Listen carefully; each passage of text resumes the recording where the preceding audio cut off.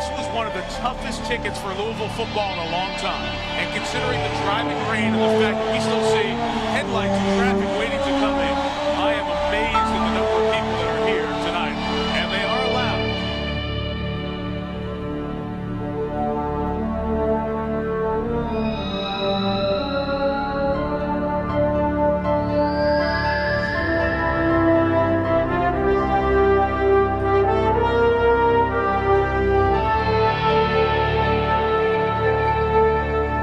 It was a game the Louisville Cardinals had been waiting 2 years to play. Looking to get revenge on a Florida State team that humiliated them in Tallahassee, the Cardinals were going to have to do it in weather that wasn't exactly perfect. A game of desire and determination was going to have to be played if Louisville had any thoughts of upsetting the highly ranked Seminoles. The torrential downpours didn't keep the Cardinal faithful from being a factor in this contest, and they wouldn't be disappointed. They were going to see the greatest game played in Cardinal history. Clark, up the middle with an opening. Roderick Clark has Batey as the kicker. All the way to the 35. What a start for the U of L. After an exciting kickoff return, the Cardinals set themselves up for an early field goal to take the lead. Both teams were playing excellent defense, and it didn't take long for Dwayne White and the rest of the Cardinal defense to make their presence known in the Seminole backfield. The second quarter would be a seesaw battle in the trenches.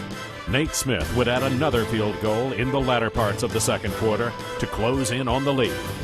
Down 13-6 going into the locker room at halftime, the Cardinals would have to come up with some offense if they were going to see any more points go on the board. The rain continued to come down harder, and it would be the Cardinals who would make the first lightning strike when Dave Ragone found Joshua Tinch for a 30-yard touchdown. Ragone up top. It's caught. Touchdown, Joshua Tinch. From this point on, not a single person sat in their seat. Going into the fourth quarter, the Cardinals were trailing 20-13 and would have to find some way to even up the score. It didn't take long.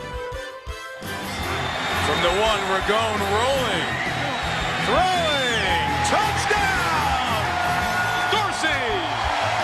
They would drive the field, and Ragone would find Damian Dorsey in the end zone to even up the score. With both defenses not allowing the other team to score any more points, it would take more than 60 minutes to decide the fate of this game. The Seminoles would have the chance to strike first, but it was Anthony Floyd who would give the Cardinals a chance to win the game with his interception of a Chris Ricks pass. Pump and throw. Intercepted! You can return it and win, but because that happened, all Louisville has to do is kick a field goal and they win the game.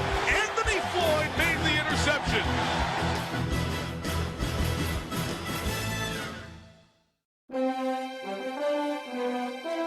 Wins.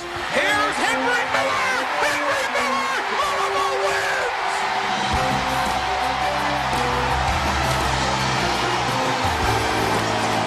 Their biggest win ever! This is college football. This is great. The game was over, and there was no stopping the Cardinals from celebrating a win that would go down in the history books. A game that would live in the minds of every Cardinal fan for an eternity. All losses in the previous part of the season had now been forgotten, for this was a moment to remember. In Louisville, a party like this usually means mint juleps after the Derby. Not tonight. It's a U of L night. And in stunned disbelief, the number 4 team in the country goes back up the tunnel with its first loss of the season.